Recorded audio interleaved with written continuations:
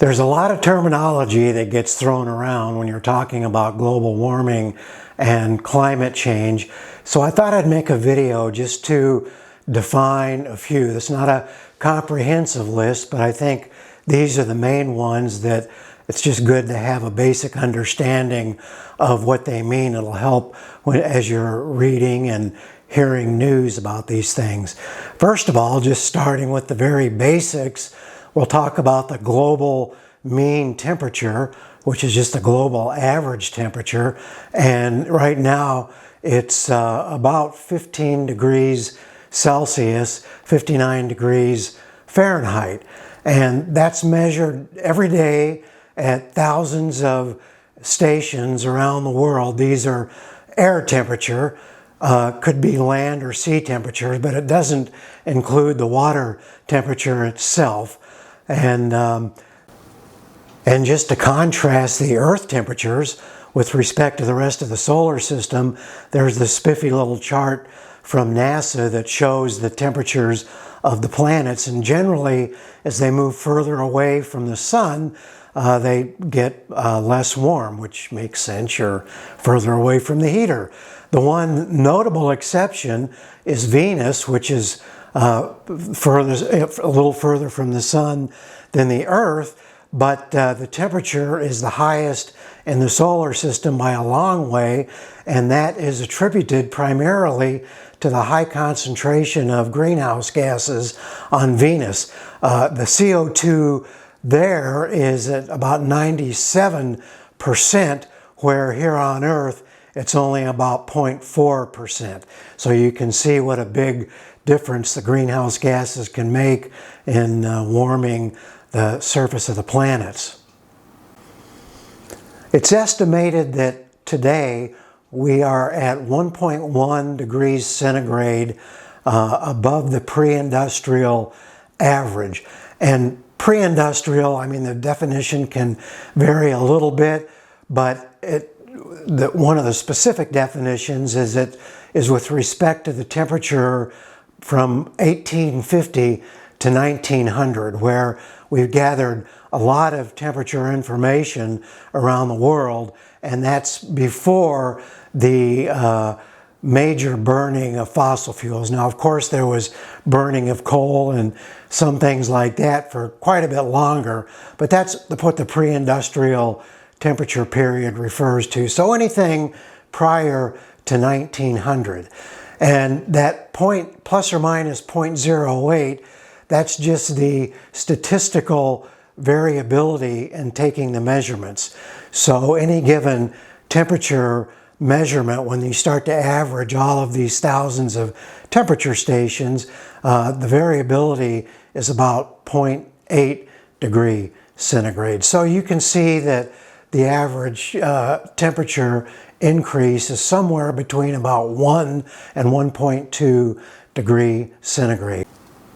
Now let's talk a little bit about the greenhouse gases, and recall that we emit about 50 billion tons of greenhouse gas each year into the atmosphere from the burning of fossil fuels. A greenhouse gas is carbon dioxide, methane, and various oxides of sulfur and nitrogen. And if you just take a look at my video 4 in the playlist, I take a little bit more of a deep dive into the greenhouse gases and how they work. A couple of other terms that you hear or read about almost daily are carbon neutral and net zero. So let me just explain what those mean, and to be honest, they mean almost the same thing. Carbon neutral is just an idea, and it's more related because the term carbon refers to the carbon and carbon dioxide. So carbon neutral is generally more specifically associated with carbon dioxide.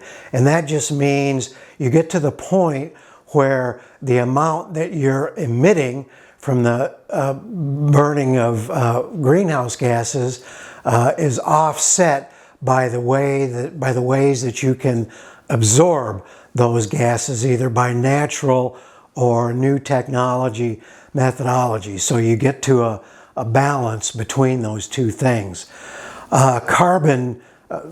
Net zero is essentially the same idea, but it talks more broadly about all of the gases and doesn't deal so much specifically with CO2.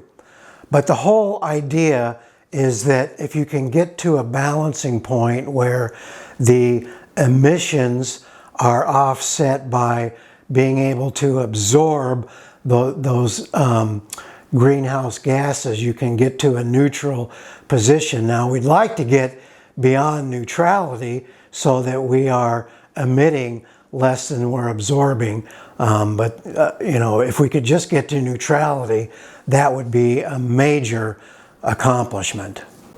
Now, while we're on the subject of carbon, I want to introduce the term carbon capture. And I have a video that's also in video 4 on the greenhouse gases, but the whole idea there is that we are coming up with generally artificial or new technology ways to remove carbon from the atmosphere, carbon dioxide, and the chart behind me right now shows an example of that. So basically, you're sieving the CO2 out of the atmosphere, and the trick to this technology is not only capturing it, but then you have to pump it into the ground into very specific types of sediment layers, so the CO2 gets essentially combined with the elements, the rocks down there, the minerals, and it's retained, it's captured in the Earth's surface. So I plan to do a video very soon just on carbon capture, because that's a bit of a controversial topic, but one of a lot of new. The last group of terms have to do with tipping point, and you'll hear about tipping points. And what those are a very frightening idea, that if we got to a point where perhaps we've melted all the glaciers and sea ice at the poles, we've killed all the coral reefs because of sea warming, or we've deforested to such a great extent that we have no ability to absorb CO2 and other gases from the atmosphere, that we would get to a tipping point where things would get so bad that we wouldn't be able to recover, and the nasty effects would just continue to accelerate. And that's a very scary thing, and something that we just clearly don't want to get into, and we have.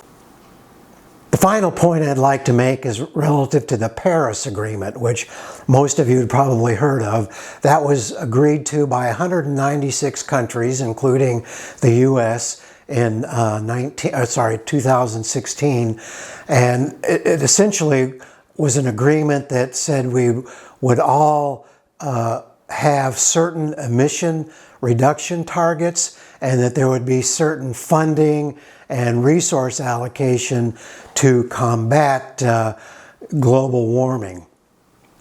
Now, we've generally backed off on many of those, typically for political reasons, so we need to keep reinvesting and re-upping our desire to meet these targets, because it's really important. Okay, that's it for definitions, or at least a very high-level quick summary. A lot of this information is covered in more detail in my YouTube playlist videos. So if you're interested, I encourage you to go look at those and check out my channel. Thanks for tuning in. Geezer signing off.